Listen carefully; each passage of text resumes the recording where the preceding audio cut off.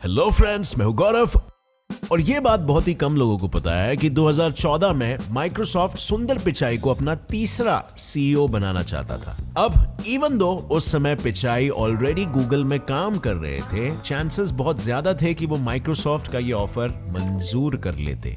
क्यों? क्योंकि अपेरेंटली सुंदर पिचाई को खुद को गूगल इतना पसंद नहीं था जितना कि शायद माइक्रोसॉफ्ट। यहाँ तक कि एक बार जब उनका खुद का दोस्त गूगल ज्वाइन करना चाहता था, तब सुंदर पिचाई ने उसे ज्वाइन ना करने के लिए कन्विंस कर दिया था। पर फिर भी ये सब जानने के बावजूद क्यों गूगल ने पिचाई को रोकने के लिए हर साल 370 करोड़ रुपए के स्टॉक्स देने का वादा किया? और कितनी होगी उनकी मंथली सैलरी कि उनको वर्ल्ड्स हाईएस्ट पेड एम्प्लॉइज का खिताब मिला है? अब ना तो पिचाई मार्क ज़करबर्ग या बिल गेट्स जैसे कॉलेज ड्रॉप आउट है जिसने खुद की $1 बिलियन कंपनी खोल ली हो, और ना ही वो हमारे इलॉन भैया की तरह रॉकेट साइंस को बेहतर करके इंसानों को मार्स पर भेजने की कोशिश कर रहे हैं। यहाँ तक कि गूगल के जिन भी प्रोडक्ट्स के लिए अक्सर पिचाई को क्रेडिट्स दिया जाता है, वो प्रोडक्ट्स भी खुद के उनके आइडिया नहीं होते। तो फिर आखिर क्यों और कैसे सुंदर पिचाई गूगल के सीईओ बने? Well, let's find out in our today's video titled How Sundar Pichai Became the CEO of Google. हर कहानी में एक हीरो होता है और उसकी होती है एक मंजिल, लेकिन उन मंजिल के बीच आता है action, masala, twists and turns. जैसे ये सब एक कहानी को ब्लॉकबस्टर बनाने के लिए जरूरी है, उसी तरह हीरो की बैक स्टोरी भी तो जरूरी है ना बॉस। हमारे हीरो यानी कि सुंदर पिचाई का जन्म जून 10, 1972 को चेन्नई के एक छोटे से घर में हुआ था, और मानो बचपन से ही उनका और साइंस का नाता जुड़ चुका था, क्योंकि पिचाई के पिता इलेक्ट्रिकल इंजीनियर होने के कारण वो हर रोज घर आने के बाद पिचाई को अपने काम के बारे में बताते रहते थे, जिसके कारण पिचाई ने आगे चल के आईआईटी से मेटलर्जिकल इंजीनियरिंग की थी, जहां एक बार सी ग्रेड मिलने के बावजूद उन्हें स्टैनफोर्ड यूनिवर्सिटी से स्कॉलरशिप मिली थी। बस फिर पिचाई निकल पड़े अपनी पहली फ्लाइट में सवार होके सीधे यूएस। पिचाई ने यूएस में अपना मास्टर्स और एमबीए कंप्लीट करके नौकरी करनी शुरू कर दी थी। उन्होंने कुछ समय तक अप्लाइड मटेरियल्स और मैकेंसी एंड कंपनी नाम की मैनेजमेंट फर्म में काम किया था, और उसी दौरान उनका दोस्त गूगल में अप्लाई कर रहा था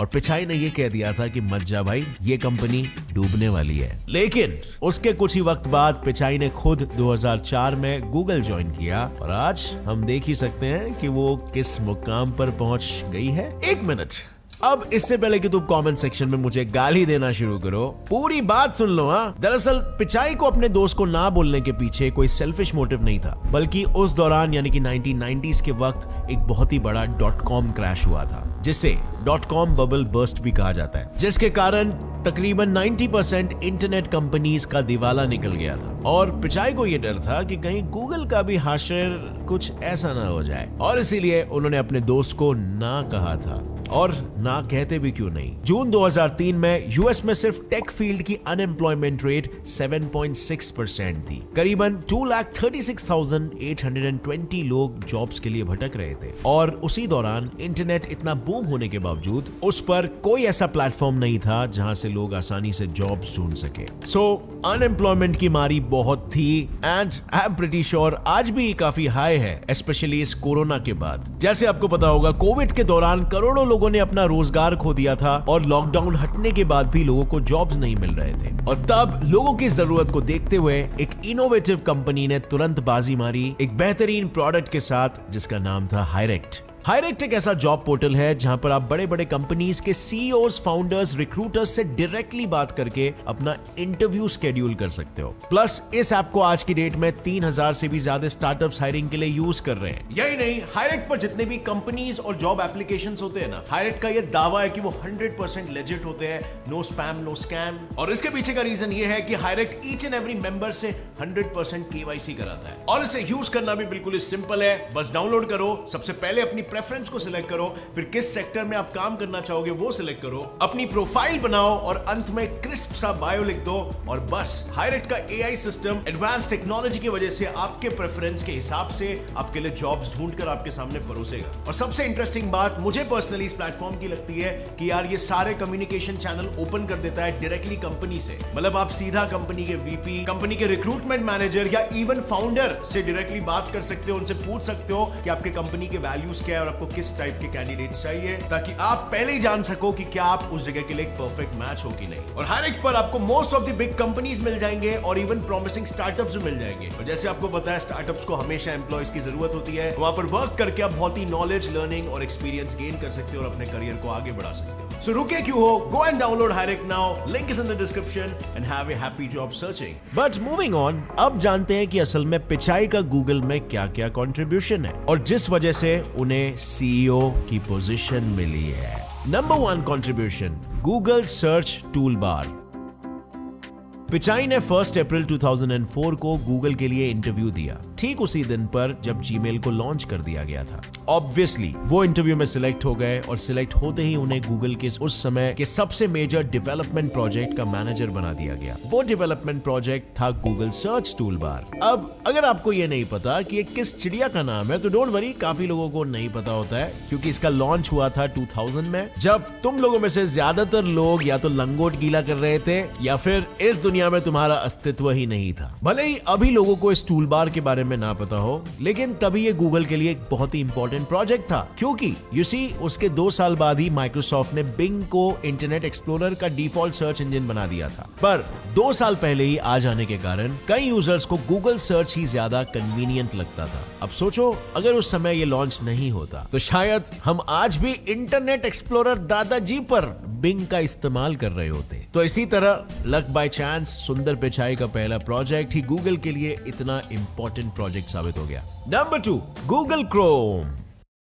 गूगल सर्च टूलबार पर काम करते वक्त पिचाई को रियलाइज हुआ कि माइक्रोसॉफ्ट के हर एक स्टेप गूगल के लिए कितना घातक हो सकते हैं, क्योंकि अगर माइक्रोसॉफ्ट 2 साल पहले बिंग को आई यानी कि इंटरनेट एक्सप्लोरर पे डिफॉल्ट ब्राउजर बना देता तो शायद गूगल का सर्च इंजन इतनी पॉपुलैरिटी गेन कर ही नहीं पाता। और इसीलिए फिर पिचाई ने सोचा कि माइक्रोसॉफ्ट से डर के नहीं रहा जा सकता, उन्हें अपना फ्यूचर डिसाइड करने नहीं दिया जा सकता। और ये कहते हुए उन्होंने गूगल क्रोम का आइडिया अपने सुपीरियर्स के सामने फरमाया। लेकिन उनके मैनेजर्स और एग्जीक्यूटिव्स का रिएक्शन ये था कि भैया पगला गए हो का?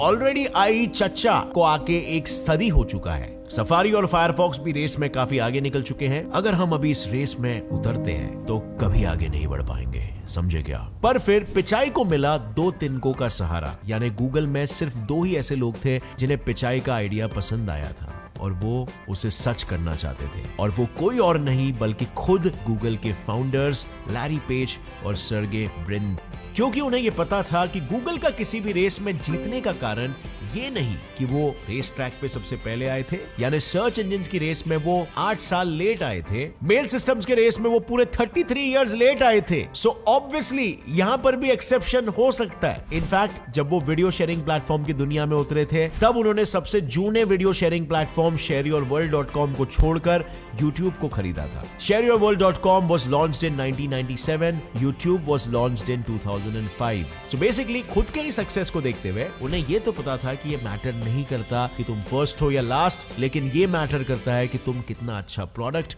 और सर्विसेज अपने कस्टमर्स को प्रोवाइड कर सकते हो। इसीलिए फिर उन्होंने सुंदर पिचाई को और उनके आइडिया को ग्रीन सिग्नल दे दिया, लेकिन पिचाई इनसे भी एक कदम आगे थे। ग्रीन सिग्नल मिलने से पहले ही उन्होंने गूगल के नए ब्राउजर के लिए कुछ की टारगेट्स डिसाइड कर लिए थे, जिसमें से टारगेट नंबर 1 था creating an unbeatable UI. Google का यूआई यानी कि यूजर इंटरफेस पहले से ही लोगों में हिट था, पर गूगल क्रोम के थ्रू पिचाई गूगल के कंपेटिटर्स से बेहतर यूजर एक्सपीरियंस, ज्यादा स्टोरेज और ज्यादा सर्विसेज देना चाहते थे। वो अपने कस्टमर्स के एक्सपेक्टेशंस पर खरे उतरना चाहते थे और ये करना गूगल के लिए ज्यादा डिफिकल्ट नहीं था, क्योंकि उस समय का बेस्ट ब्राउजर इंटरनेट एक्सप्लोरर था और इसे यूज करने वाले लोगों को एक सिंपल सा अच्छे स्पीड पे चलने वाला ब्राउजर भी दे देते तो भी लोग हाथों हाथ खुशी खुशी राजी हो जाते उसे यूज करने। सो टारगेट नंबर 1 इजीली अचीव हो गया, which was easy। पर सिर्फ अच्छे यूजर इंटरफेस से काम नहीं बनेगा, ये चीज पिचाई को पता थी। उन्हें पता था कि लॉन्ग टर्म सक्सेस के लिए क्रोम को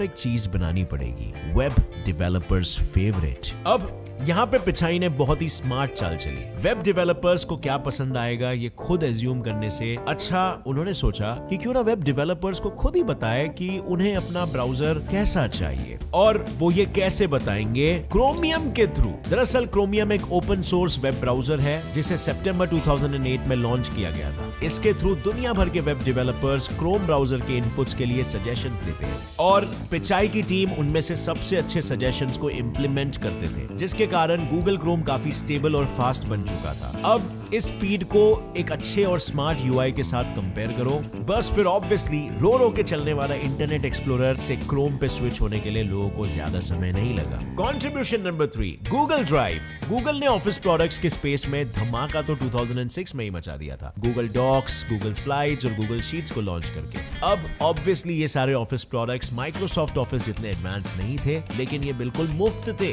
और इसी फ्री के टैग ने शहद का काम किया और एक एक करके मधुमक्खियों के झुंड यानी कि कंपनीज इसके तरफ आकर्षित होने लगी और इस तरह वो माइक्रोसॉफ्ट भैया से कंपटीशन में आगे बढ़ता चला गया। बट गूगल फील्ड में उतर तो गया था, लेकिन उसके प्रोडक्ट्स उतने एडवांस नहीं थे जितने कि माइक्रोसॉफ्ट के थे। बट हाँ, फ्री तो थे जैसे मैंने बताया, तो कस्टमर्स अट्रैक्ट करने के लिए और क्या कर सकते थे वो। इस पॉइंट पे सुंदर पिचाई ने सोचा कि व्हाट इफ लोग अपने इन प्रोजेक्ट्स पर लोगों के साथ कोलैबोरेट कर सके तो। बस फिर ऐसे ही जन्म हुआ गूगल ड्राइव का, जहां यूजर्स अपने फाइल्स को फोन या पीसी में सेव करने के बजाय गूगल के डेटा सेंटर्स में सेव कर सकते थे। इससे वो इजीली अपने फाइल्स दूसरों के साथ शेयर कर सकते थे और ऑनलाइन सब कोलैबोरेट कर सकते थे। Contribution number 4, Android one.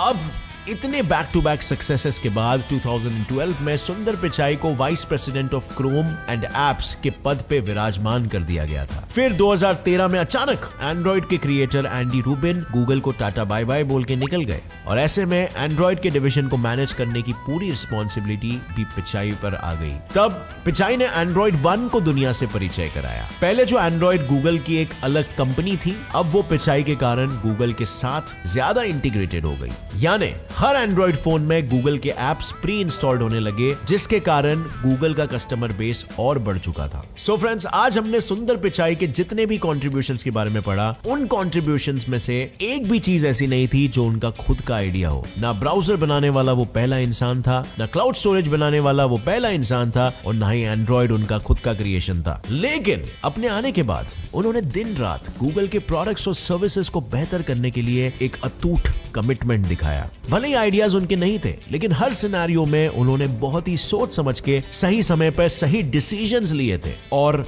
Google पे धीरे धीरे ही सही, लेकिन पिचाई का इन्फ्लुएंस हर साल बढ़ते ही जा रहा था। इसीलिए अक्टूबर 2014 में उनको प्रोडक्ट चीफ का प्रमोशन दे दिया गया और उस समय उन्हें दूसरे कंपनी से बेहतर पैकेजेस और ज्यादा हायर पोजीशंस के ऑफर्स भी आ रहे थे, लेकिन उन्होंने सबको ठुकरा दिए। गूगल में रहने का उनके इसी डेडिकेशन के कारण जब 2015 में गूगल के फाउंडर्स ने गूगल छोड़ के अल्फाबेट यानी गूगल की पेरेंट कंपनी की स्थापना की, तब गूगल के सीईओ की पोजीशन सीधे सुंदर पिचाई को ही चली गई। मतलब वो अब गूगल कंपनी से भी एक कदम आगे बढ़ गए और गूगल के पेरेंट कंपनी, जिसके अंदर गूगल जैसी और भी कंपनियां हैं, उसके भी सीईओ बन गए। और ये चीज हुई 2019 में, जब लैरी और सर्गे ने अल्फाबेट के सीईओ का पद छोड़कर चेयरमैन रोल्स अपना लिया और फिर पिचाई गूगल और अल्फाबेट दोनों के सीईओ बन गए, जिनकी आज मंथली सैलरी ही 1600 करोड़ रुपीस है। वेल, सो आज के हमारी कहानी के हीरो से आपने क्या लेसन सीखे, मुझे नीचे कमेंट सेक्शन में जरूर बताना फ्रेंड्स। और फ्रेंड्स, जाने से पहले हाईलाइट टैब डाउनलोड करना मत भूलना। इसमें आपको बिल्कुल आपके मैच के परफेक्ट जॉब्स मिलेंगे और सही feedback from the companies as well. Click on the link in the description and go install now.